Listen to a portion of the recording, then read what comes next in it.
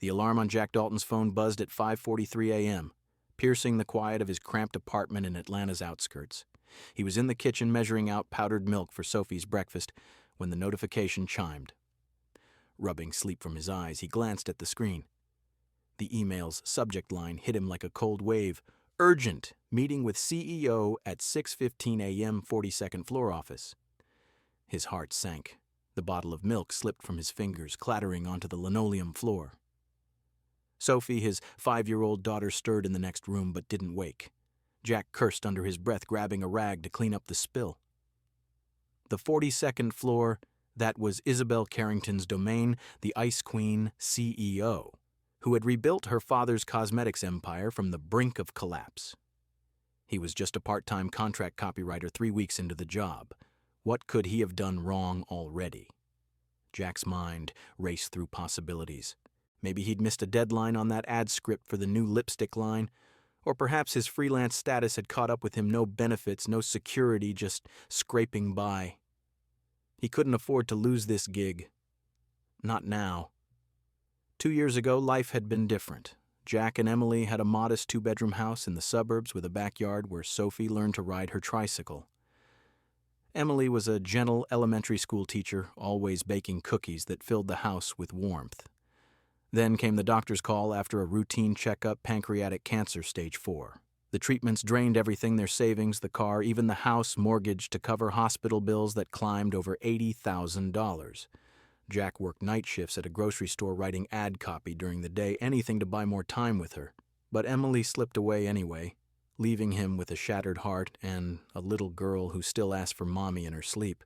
After the funeral, Jack sold what was left and moved them into this dingy rental near the highway where traffic noise lulled Sophie to bed each night.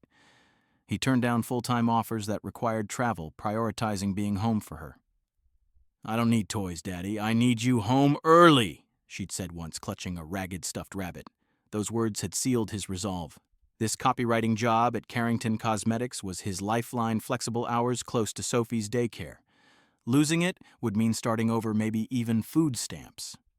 He dressed quickly in his only decent shirt, and slacks kissed Sophie's forehead and called the neighbor to watch her. The elevator ride to the 42nd floor felt eternal, the mirrored walls reflecting his tired face, dark circles under his eyes' stubble. He hadn't shaved.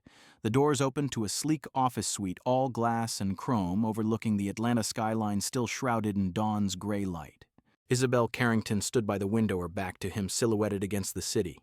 She was a legend in the industry, sharp, unyielding, with a reputation for turning failing product lines into multi-million-dollar successes. Her dark hair was pulled into a flawless chignon, and she wore a tailored black suit that screamed power. She didn't turn when he entered. "Close the door. Sit," she said, her voice flat and precise like a financial report. Jack obeyed, perching on the edge of a leather chair, clutching his worn briefcase. His palms sweated. This was it, the firing he'd dreaded. But Isabel finally faced him, her green eyes locking onto his without a flicker of warmth. "I'm not firing you, Mr. Dalton." Relief washed over him, but it was short-lived. She slid a thick folder across the desk. "I need you to pose as my husband for 1 year. We'll sign a contract. I'll pay you $200,000 annually, plus full health insurance for you and your daughter." Jack's mouth went dry. He stared at her, certain he'd misheard. "I'm sorry, be your husband." She nodded, flipping open the folder without emotion. "You need money? I need a marriage. It's mutually beneficial. No one loses." He blinked, trying to process. Why me? And why marriage? Isabel leaned back, her expression unchanging. "My father's will stipulates I must marry within a year of his death to retain my CEO position. I have 3 weeks left. I don't trust anyone in my circle. They want power or money. You're low risk, a temporary employee, financially desperate single father. No one would suspect I'd choose you." Jack's face heated. "You think I hate you or something?" "Precisely. You won't demand more. No emotional entanglements." He swallowed hard, glancing at the contract's fine print. "This marriage, it's just pretend. No sharing a bed or anything." For the first time, her eyes met his directly, something unreadable flashing in them. Amusement challenge? We'll live together for appearances. If the board needs convincing, you'll have to be prepared for whatever that entails." Jack's mind reeled. He thought of Sophie, the medical bills, the leaky roof. This could change everything. But living with a woman like Isabel, beautiful, intimidating, untouchable, pretending to be her husband, he signed the contract that morning, his hand shaking. It was a lifeline, he told himself. But as he left the office, doubt crept in. How long before the lines between fake and real blurred? Jack Dalton stared at the signed contract in his hands, the ink still fresh. The weight of it felt surreal as he rode the elevator down from the 42nd floor. $200,000 a year. Health insurance for Sophie. It was more than he'd dreamed of in months of scraping by. But pretending to be Isabel Carrington's husband, living under the same roof as the untouchable CEO, he shoved the doubts aside. This was for Sophie, for a future without eviction, notices, and skipped meals. Back in his rundown apartment near the Atlanta highway, Jack packed their few belongings into 2 suitcases. The place was a far cry from the cozy suburban home he'd shared with Emily. 2 years ago, after her diagnosis, everything had unraveled. He'd sold their car to cover the first round of chemo pulled from savings for the experimental treatments and worked graveyard shifts, stocking shelves while freelancing and copied during the day. Emily's smile had faded slowly, her hand growing colder in his until that final night in the hospital. The bills piled up to $80,000, forcing him to sell the house. Now it was just this 1-bedroom rental walls thin enough to hear the neighbors' arguments and the constant hum of traffic. Sophie sat on the bed hugging her stuffed rabbit, oblivious to the upheaval. "Daddy, where are we going?"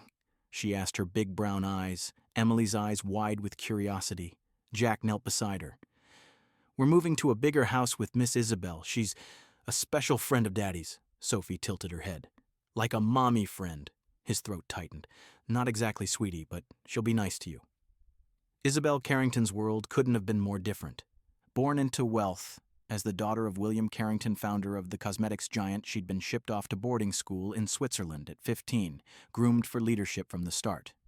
By 22, she was shadowing her father in boardrooms, learning to navigate a cutthroat industry where everyone wanted something power money connections. Her father's sudden death a year ago had thrust her into the CEO role, but with the will's bizarre clause, marry within a year or lose control. Isabel trusted no one. Past suitors had seen her as a ticket to fortune, not a person. She had no friends, no family left who truly cared. Success had isolated her, turning her into the cold, precise leader the world saw. But beneath it, loneliness gnawed a quiet ache she buried under work. The marriage ceremony, if it could be called that, took place in a sterile conference room downtown, witnessed only by a lawyer. No vows, no rings, just signatures on a document outlining the terms, public appearances as a couple. Cohabitation for credibility, absolute discretion. No real emotions, Isabel had underlined in the clause, her pen steady.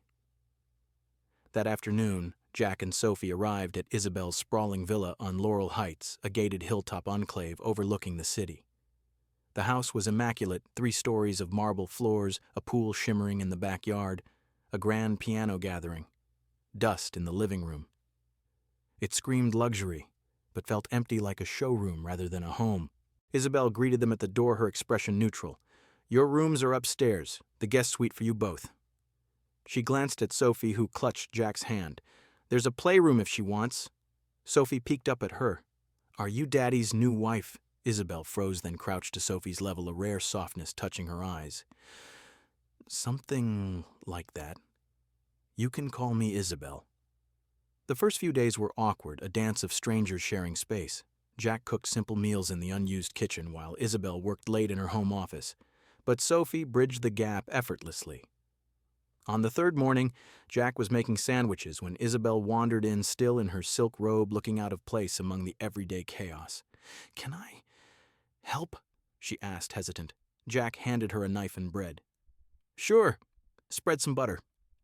Her attempts were clumsy, the butter smeared unevenly, chunks falling onto her sleeve. Sophie giggled from the table. "It looks funny."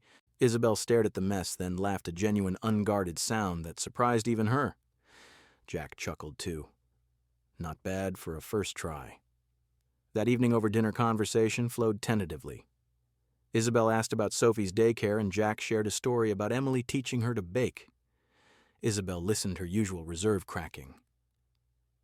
"I want someone to stay for me," she admitted quietly, staring at her plate. "Not for the name or the money." Jack met her gaze. "I get that. After Emily, I thought no one would see past the mess of my life." The breakthrough came on a stormy night when the power flickered out. Sophie woke, crying, terrified of the thunder. "I want Daddy and Isabel," she wailed. They ended up in Sophie's small bed, Jack on one side, Isabel on the other, with the girl nestled between. No one touched, but in the darkness, Isabel whispered, "This is the first time I've felt what a real family might be like." Let's see. The weeks blurred into a rhythm that felt dangerously real. Jack woke early to make breakfast in the villa's expansive kitchen, the scent of coffee mingling with Atlanta's morning fog drifting through the windows. Isabel, who had once subsisted on takeout and boardroom lunches, began joining them more often. She'd watch as Sophie chattered about daycare adventures, her small hands waving animatedly. One morning, Sophie tugged at Isabel's sleeve. "Can you braid my hair like Mommy used to?" Isabel hesitated, her fingers unfamiliar with the task, but she tried.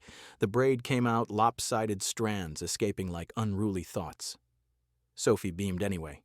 "It's perfect. Now you paint my nails." She thrust a bottle of garish pink polish forward. Jack chuckled from the stove. "Go easy on her, kiddo." But Isabel sat patiently as Sophie coated her manicured nails in uneven blobs. "There. Now you're pretty like a princess," Sophie declared. Isabel stared at her hands, a faint smile breaking through. "Thank you. No one's ever done this for me before." Jack taught Isabel the small things too, how to make grilled cheese without burning it, how to fold laundry while watching cartoons with Sophie. Evenings turned into quiet routine, story time on the couch, where Isabel's voice softened as she read about dragons and brave knights. Jack caught himself watching her, the way her guarded walls crumbled around his daughter. She wasn't the Ice Queen anymore. She was just Isabel, a woman learning to let warmth in. One Saturday, Jack pushed Sophie on her bike in the villa's manicured yard, the sun filtering through oak trees. Isabel joined them, laughing as Jack ran alongside, sweat beading on his forehead. "You're the most ridiculous father I've ever seen," she teased, her eyes sparkling. "And the proudest," he shot back, high-fiving Sophie as she wobbled to a stop. They'd forgotten the contract's boundaries. It felt like family, not scripted, not temporary. Until it wasn't. The knock came mid-afternoon, sharp and insistent. Jack opened the door to find a man in a crisp suit, his smile too polished, too predatory. "Ethan Carrington," he introduced himself, extending a hand. "Isabel's cousin, and vice chairman of the board." Jack's stomach twisted. He led Ethan to the living room, where Isabel emerged from her office, her face paling at the sight. Sophie played upstairs, oblivious. Ethan didn't waste time. "Cousin, your marriage is quite the performance." His tone dripped sarcasm as he tossed a manila envelope onto the coffee table. Photos spilled out, Jack exiting a grocery store with Sophie looking exhausted, Isabel and Jack in a heated discussion by her car, a grainy clip from a security camera in the conference room capturing stolen glances that spoke volumes. Isabel's hands trembled as she picked up a photo. "What is this?" "Proof," Ethan said smoothly. "This sham won't hold. I'll show the board. You'll lose your position and your shares." Jack stepped forward. "How did you get these?" Ethan smirked. "Does it matter? The will is clear, a legitimate marriage, not a farce to cling to power." Isabel's voice cracked. "Get out!"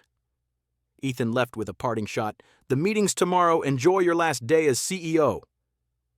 The door clicked shut and silence descended like a storm cloud. Isabel paced, her composure shattering.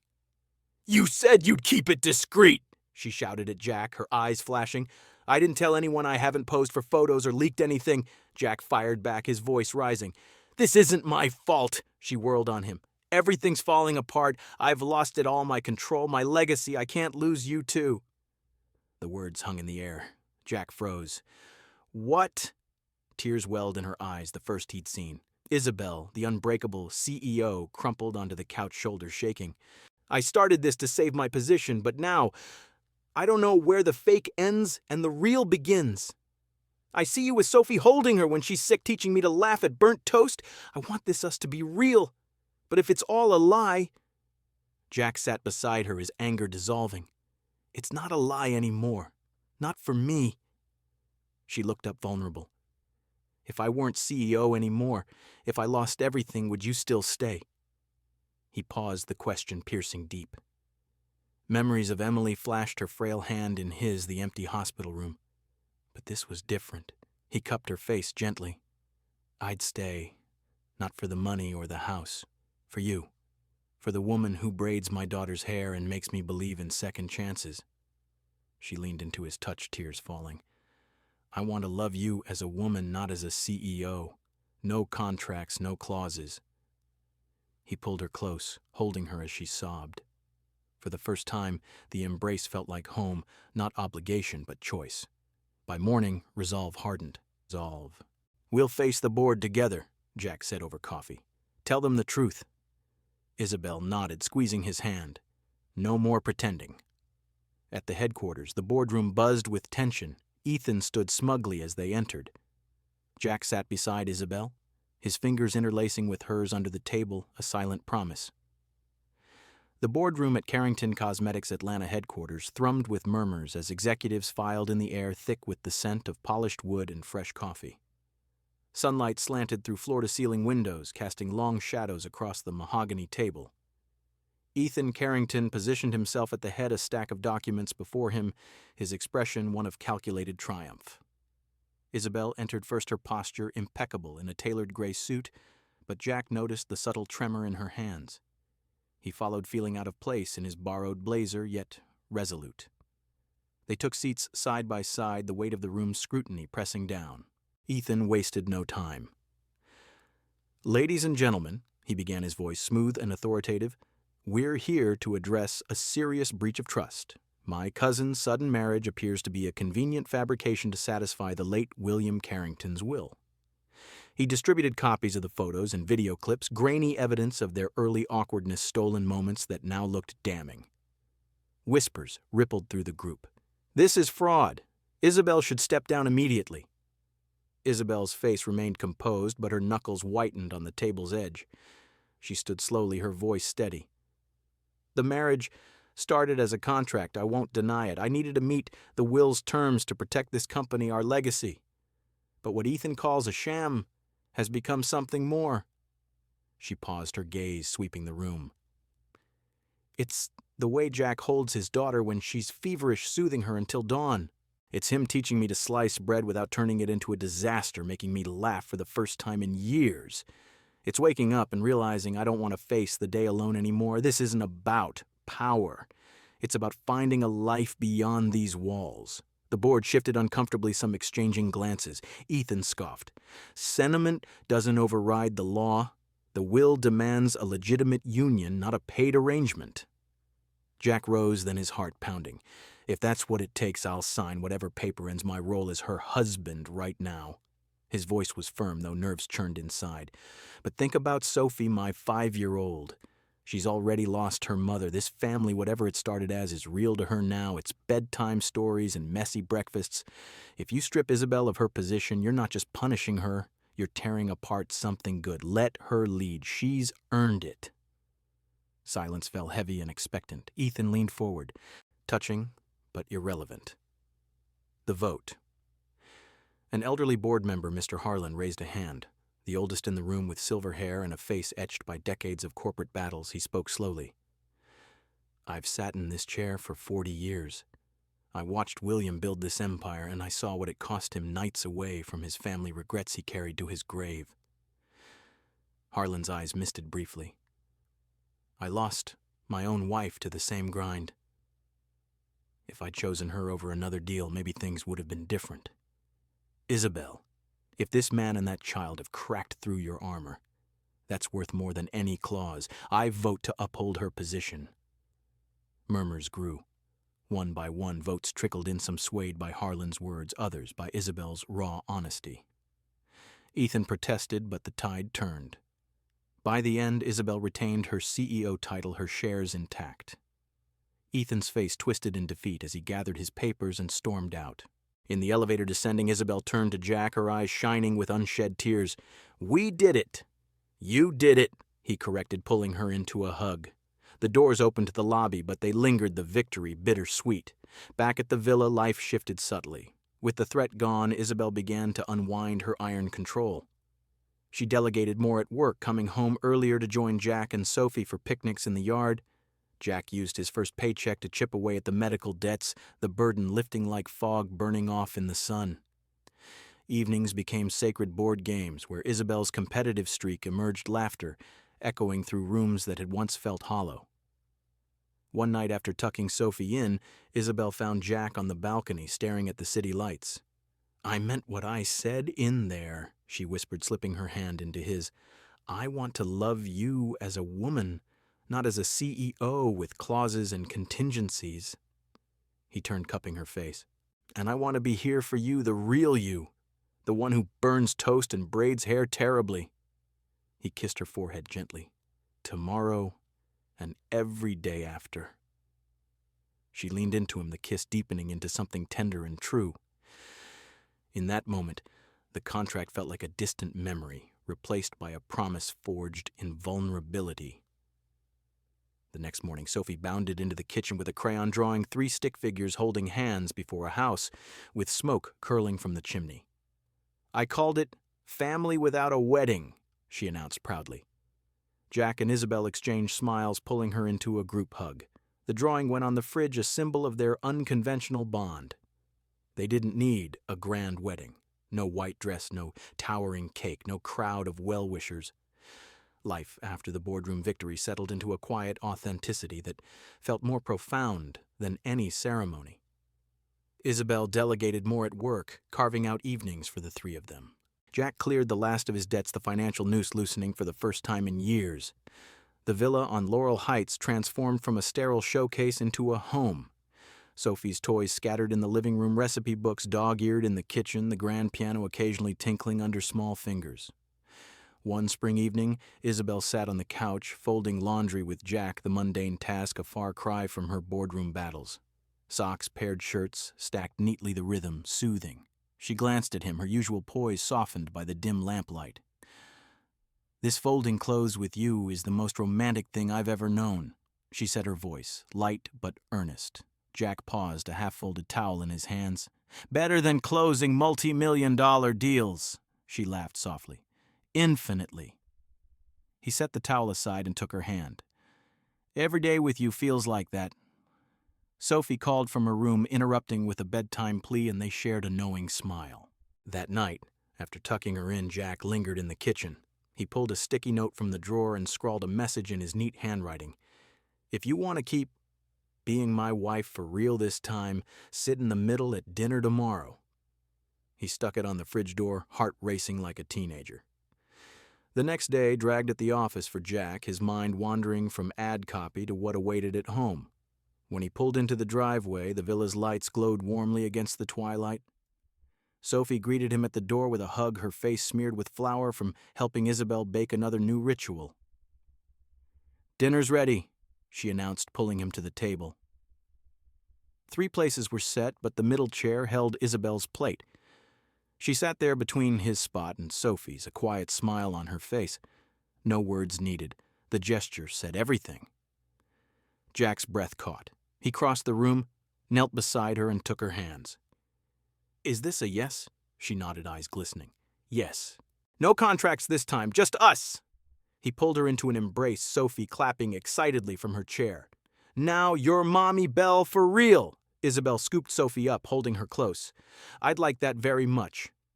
In the months that followed, their bond deepened through the ordinary weekend walks in Atlanta's parks where Sophie collected leaves.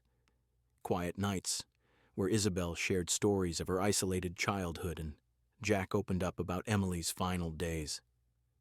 They grieved their pasts together, finding solace in the present. Sophie thrived, her laughter filling the once empty halls, calling Isabel Mommy Belle without hesitation. Jack had once seen himself as broken, a widower, drowning in debt, unworthy of more than survival. Isabel had viewed herself as unlovable, a fortress of success hiding an empty core. But their worlds had collided when neither expected it, proving Love didn't arrive on schedules or with conditions.